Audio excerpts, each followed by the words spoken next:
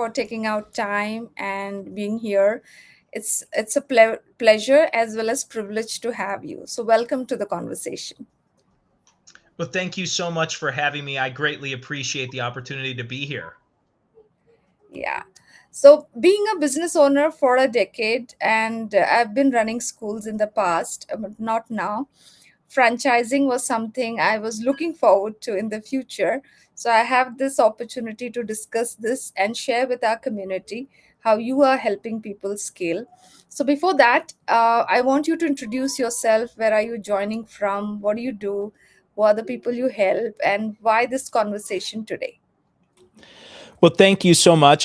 My name's Tom DuFore. I'm based out of the Atlanta area. I grew up and I'm originally from the Chicago suburbs, where I'm originally from. And my primary line of work is helping entrepreneurs franchise their businesses. And I've been doing that over 20 years now.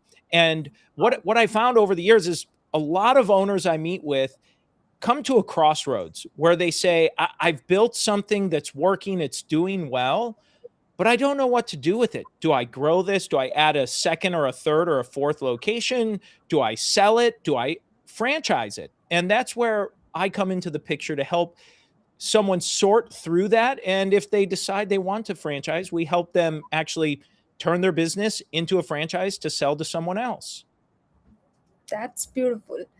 And most people here, the community I have built, are entrepreneurs who have built something significant that they have, like it should leave like a legacy for them. So I think this conversation is going to help them. Before we actually get into the conversation itself, I want to know what are the misconceptions people have, about franchising. So, some of the misconceptions about franchising, I'll start with one of the primary misconceptions. The primary misconception I see with people thinking about franchising is that it's a get rich quick idea. So, Okay. like anything in business, and the good thing is for most entrepreneurs and founders, most founders understand when you start a business, rarely is does it grow exponentially right out of the gate. It usually takes a lot of time and trial and error and hard work and fine tuning and changing things along the way. Franchising is no different. You're in a startup business when you franchise a business from the get go. Where franchising becomes exciting is that you can catch lightning in a bottle. Those examples and stories do happen. The issue is that news headlines like to capture when a brand sells 100 franchises a year, 200 franchises a year. Does that happen? Yes. That's the exception, though, not the norm. In fact, in some research I've done, it shows on average across all franchise systems, looking at hundreds and hundreds of data points, the average franchisor sells around about 9 franchises a year. So it's still solid growth. It looks good, and that's including large brands and very, very small brand new brands and everything in between.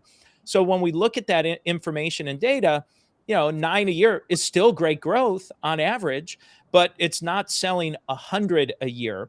And so I would say someone coming in, that's a great misconception, is that franchising is easy and that it's a get rich quick kind of an idea. This is a beautiful reminder because for entrepreneurs itself, for those who are getting started or aspiring, they feel this is a rosy journey, but it is not. We being in this space for years, we know what it takes to be an entrepreneur. So is franchising. So tell us truly what qualifies a business to be franchised, become a franchising venture model. Yes. Yep. This question comes up a lot, and I'm glad you ask it, especially knowing someone who listens in likely owns a business and is maybe Mhm. thinking of this. So, how do I know if my business is franchisable? Yeah. For kind of a made up franchise word that we use in franchising.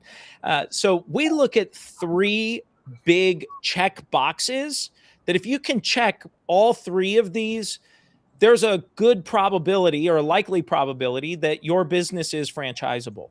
So Mhm. let's go through these. Now, just because if your business checks all 3 of those, it doesn't necessarily mean you should franchise, but it's a good Okay. starting point. So the first box we look at to check is, do you have a profitable prototype? And it seems basic and simple, but it's something we want to make sure. Do you have a profitable prototype? Oftentimes people will say, well, Tom, my tax return says I don't make any money. And you work with small business, or you work with business owners. Well, my tax return says I don't make any money. I say, okay, well, I'm not looking at your tax return or what gets turned into the IRS or and Uncle Sam and all of that.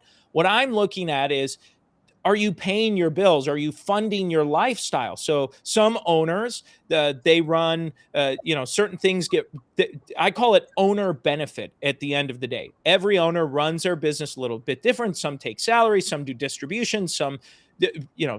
different things how they run it. It's all a little different. But ultimately, is it a profitable prototype? And are you paying for your lifestyle?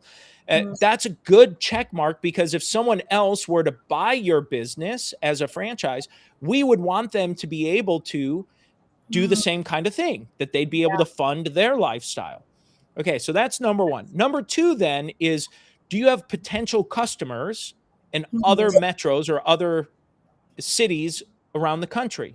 So, meaning that if you're based in Texas or you're based in Florida or California, wherever you are, that if you were to go to some other, if you're based in California, would you have potential customers in Florida? Or if you're based in Texas, would someone in Portland, Maine, or Portland, Oregon, potentially buy your products or services? And for most businesses, if you were to open up there, you would have potential customers. Yeah. So the preferred situation is that you have a national customer base, or potential national customer base.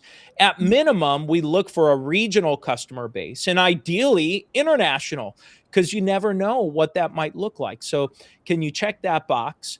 And then the third box we look at is all about teaching and training. Mm, Can you teach someone how to run the business? And for a lot of founders out there, it's not can they, because they can, it's will they? Will they provide the training and support to help someone get up and launched?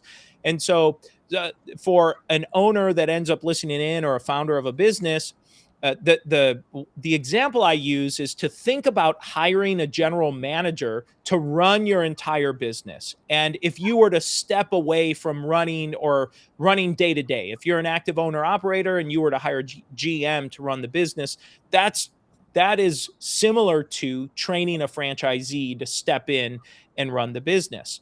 So I always describe franchising as a great fit if you have a teacher's heart, if you mhm. love the idea of becoming a consultant. Today's buzzword is becoming a coach, coaching and doing those kinds of things. So if that's something that down the line sounds Mhm. interesting, doing something in that regard, franchising is essentially that. You're setting up a teaching business or a training company or a coaching company where you're coaching, teaching, training other people how to run your exact business and how to find success in doing it.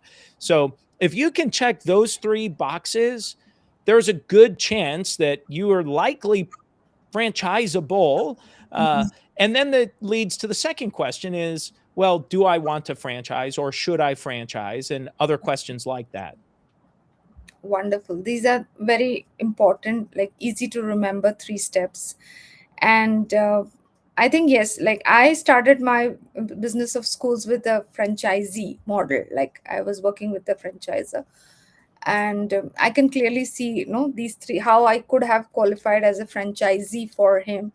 But yeah, the success of the franchisee also matters. Like you could be successful as a franchisor with the business, but if you could replicate that success for others, that would be great.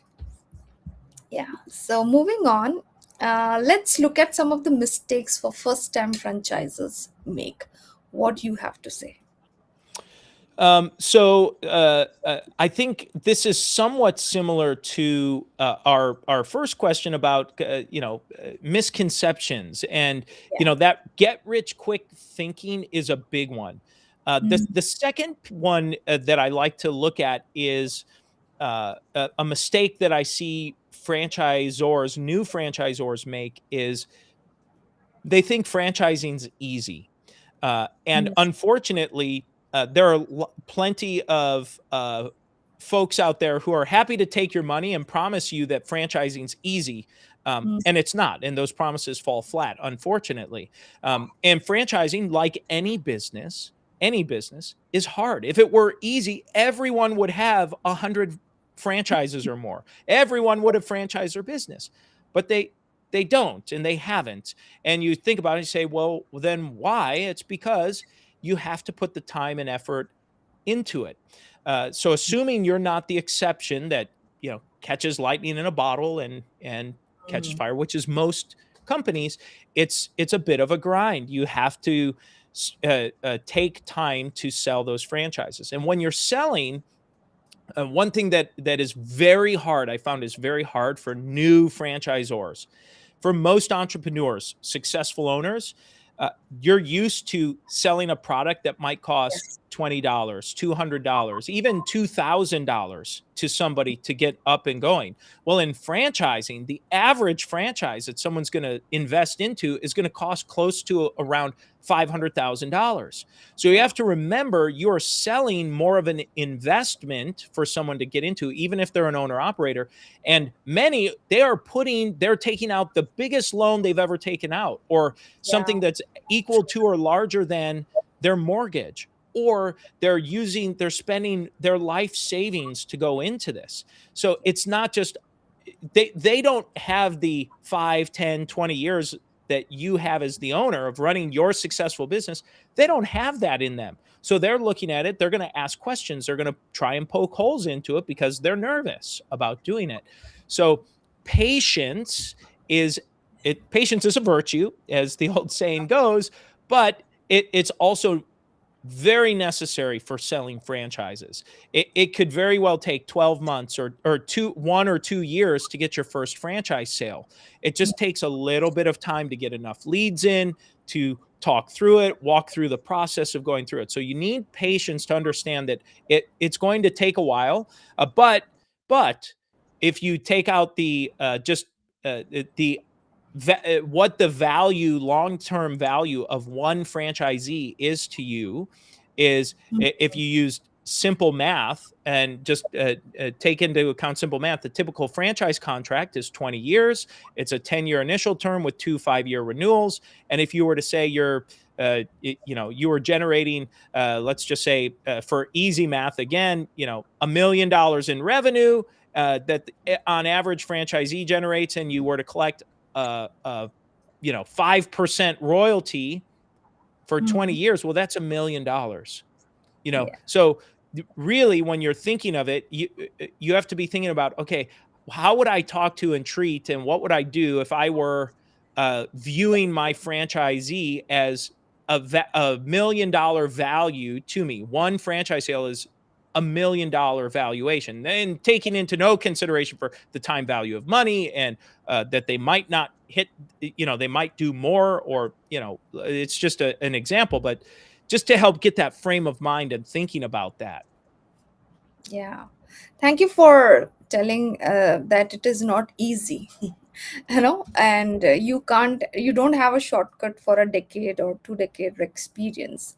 And duplicating that success and wisdom that you got with others, with the franchisee success, needs a lot of patience and work, to really make that happen for others. And if you could do that, I think that would be the foundation for having tens and hundreds of franchisees in the future. So, moving on, I want to know about the mindset shift. Like, though we have talked about, like, it's not easy, and you introduce the perspective of training and coaching. So, for a business owner to move from operator to franchisor, what mindset shift you see? So the big mindset shift that an owner needs to make to become a franchisor is recognizing that their primary job as a franchisor, in my opinion, and ones that do it well, is to help your franchisees find success through your system. That is Mm, your job. And it is not to collect royalties. It is not to collect franchise fees. It is not to charge for every nickel and dime along the way. Those are byproducts. The Yeah. primary goal is for you to help your franchisees find success. And we break this down into three duties that a Mm, franchisor has to just help make it a little simpler or easier to understand on all that's involved. So we look at three jobs a franchisor has to do. Number one, you have to sell franchises. Of course, you have mm, to sell franchises. Number two, you have to train them. And then number three, support them. So sell, train, support, sell, train, support.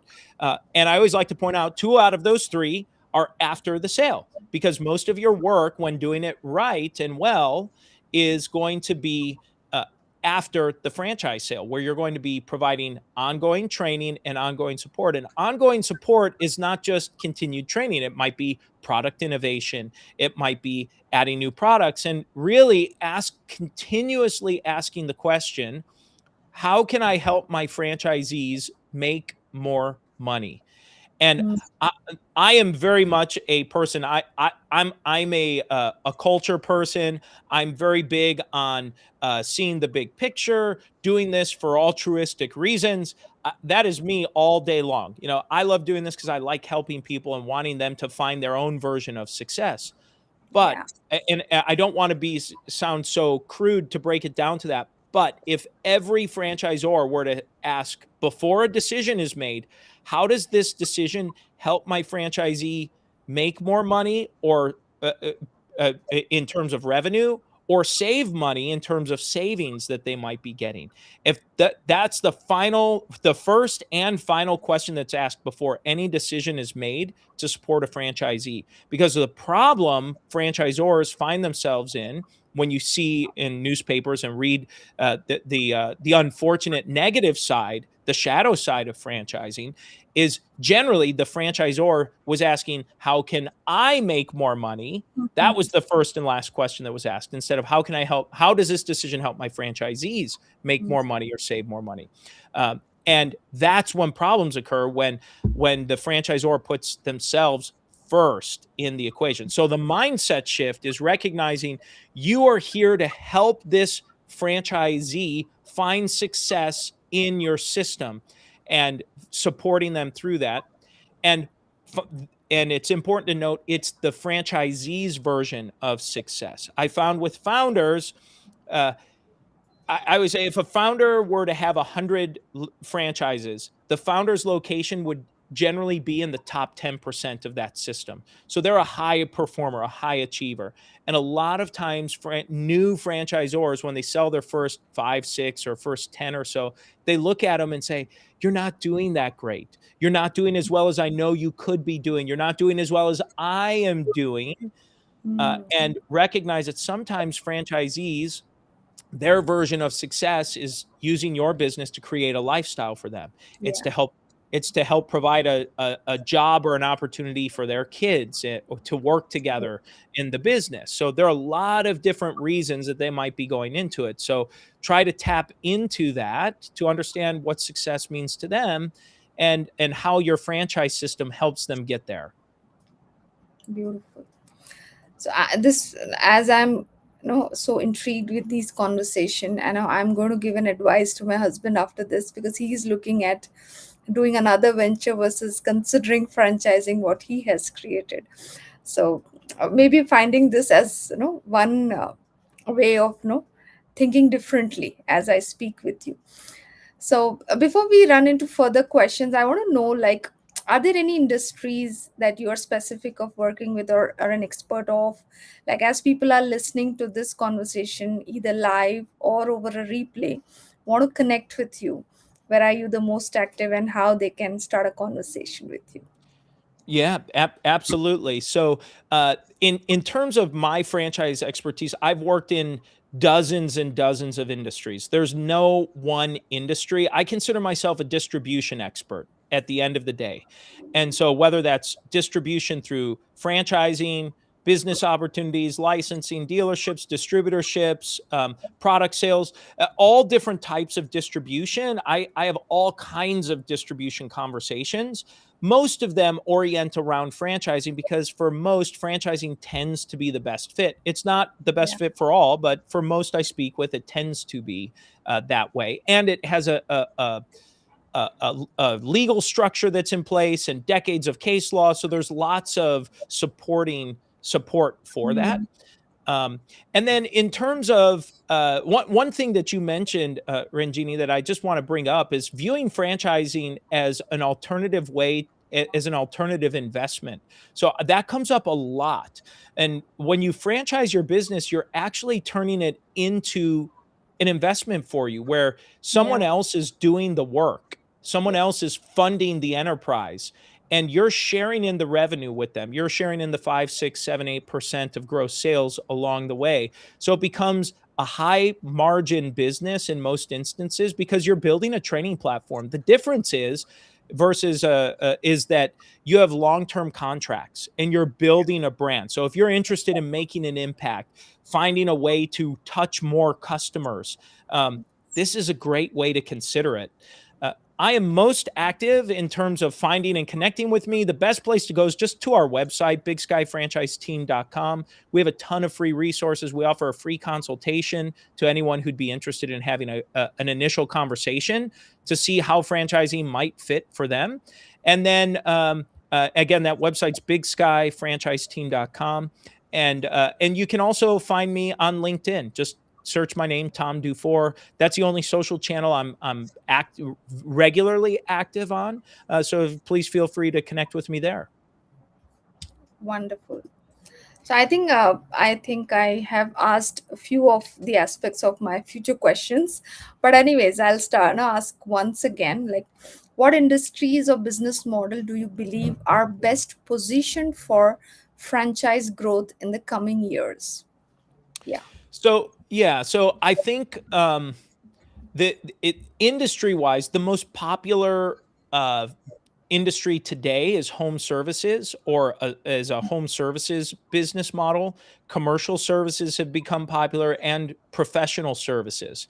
I think part of the reason why is generally those tend to be less expensive to launch. So for a business model in franchising, we look at a few different categories. We look at total initial investment of under $100,000, and then we look at another range of about 100 to 300,000, and then 300,000 to a million, and then a million plus. If we break those into three big categories, and so the lower the initial investment is, it just opens up to more potential Mhm. buyers.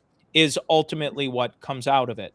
But there are plenty of industries where uh, what I'm running into right now, and there's a ton of private equity that's pouring into franchising. It has been for the last 5 or 6 years, and they're buying not just franchisors, which that is a legitimate exit strategy today, but they're also acquiring franchises and multi-unit franchisees, which is a very interesting situation that I was not expecting in franchising. It makes sense now as I understand it, but one of the things that's interesting for if for brands that have high initial investments, a lot of times it has to do with real estate and leasehold improvements. And so for a lot of businesses where you have the opportunity to buy the land and build the building, there I'm seeing more and more that investors are coming in saying, I want to own, I'm a real estate play as I come into this, and I'm looking for opportunities to buy the land, build the building, and then I lease it to myself, to the business that I own that's producing revenue. So it's that the business will also produce cash flow, and then the mortgage is getting paid down or the loan is getting paid down for the property that they've built. So that has become, I'm seeing a trend that's it always existed, but the trend I'm seeing today is a greater interest in that type of a play. Wow. So thank you so much for sharing all this, because this is going to help people, think differently like I did for my husband's business and, for their business as well. So before we wrap up, on one final question, though we have talked about franchising as great way to build your brand, expand your business, reach more people, more customers. So, How does franchising help business scale beyond the founder? So, what you have to say, the benefits of franchising? Yeah, the beauty with franchising is I touched very loosely on this, but it's one of my favorite reasons for franchising. I break it down into three big categories and I three M's. So the first is money. You use other people's money to grow your business. So they someone else is taking out the loan. They're tapping into their retirement account. You as the founder, you're no longer liable. You're taking that liability off of you. Someone else is going to invest into it.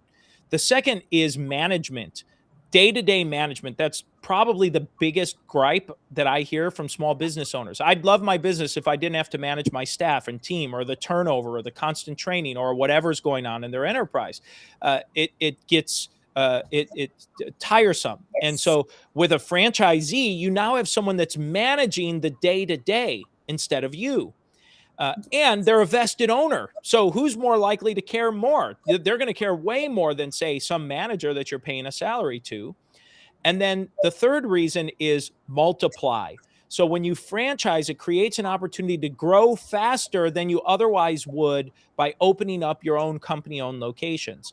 And most owners I speak to, they have one, maybe two, maybe three, and that's kind of about it. And why? It's because it's time consuming, it's expensive, Yes. you're running around, you become the general manager of this enterprise, and then you're just tired and you're not making a whole lot more money for the two, three, or four locations you have compared to the original first one that you owned. So franchising allows you to scale without all of that extra liability of you being liable for the loan repayment, you being liable for the hiring and recruiting and staffing and all of that. Your franchisees do that. And for it, you get a royalty percentage that is a very small percentage of the top line revenue, but that royalty revenue over time becomes a beautiful asset. It's Yes. it's more like a residual income stream that grows over time. Beautiful. Thank you so much. This has got me excited as I'm going to speak to my people here who can consider as franchising as an option, and I would recommend you, if you could help them in my community in really exploring this way of scaling their work and impact. And not easy money, I would definitely say that, but really going beyond you and creating something that is a legacy for your enterprise. So thank you so much, Tom, for your time. Any closing message that you have to share? I would just say my message has always been, if you are thinking about expanding your business in any way, shape, or form, you have to consider franchising. It doesn't mean you should do it, but I think you owe it to yourself for what you've built to explore Yeah. the options available to you and see if it's a right fit. And I've met with tens of thousands of owners over the years. Most of them decide not to franchise for one reason or another, but exploring it and investigating to see if it's the right fit. I really encourage people that listen in to give it a shot, try it, and Yeah. and just learn a little bit more about it. Yes, wonderful. Thank you so much. And I would recommend the audience to explore the website, look for the resources, and connect with Tom's team and see how this is going to work for you. So, thank you once again, and have a great day. And looking forward to more conversations soon. Take care. Bye for now.